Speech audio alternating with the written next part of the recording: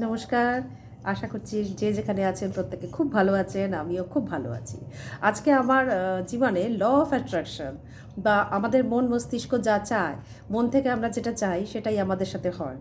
এই আমার একটা নিজস্ব অভিজ্ঞতা আপনাদের সাথে শেয়ার করব। আমার ঠাকুরের সিংহাসনে আমি হনুমানজির একনিষ্ঠ ভক্ত।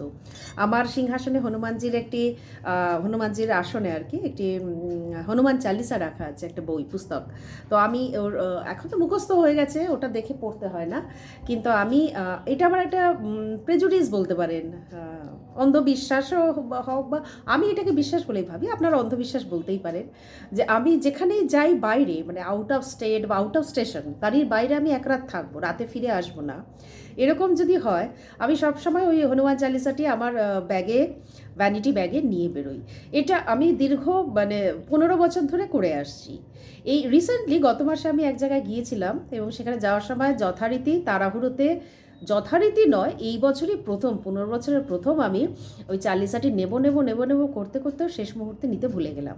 ভয়ঙ্কর মন খারাপ। আমি ভেবেছিলাম বাড়ি থেকে বেরোনো কিছুক্ষণের মধ্যেই বুঝতে পেরেছি যে আমি অপরাধটি করে ফেলেছি এবং আমার মনের জোর একেবারে তলানিতে গিয়ে ঠেকে। আমি ভেবেছিলাম আমি আর ফিরে আসতে পারবো না।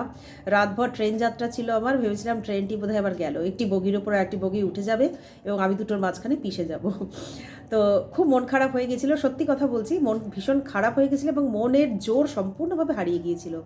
অদ্ভুত ব্যাপার, ট্রেন ছাড়ার 2 ঘন্টা বাদে একজন বয়স্ক ভদ্রমহিলা, উনি এবং তার হাজব্যান্ড, তিনিও যথেষ্টই বয়স্ক, ট্রেনে সবাইকে হনুমান চালিসা বিলি করছেন, মানে এমনি। বোধহয় এটা ওনার কোনো রিচুয়ালস, কোনো মানসিক ছিল, উনি এটা করবেন ভেবেছিলেন।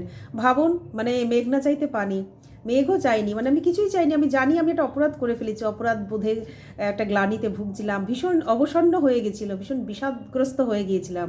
হনুমানজি আমার কাছে ঠিক চলে এসেছে। তো ল অফ অ্যাট্রাকশন ভীষণভাবে কাজ করে, আপনারাও করুন। প্রত্যেকে ভালো থাকুন।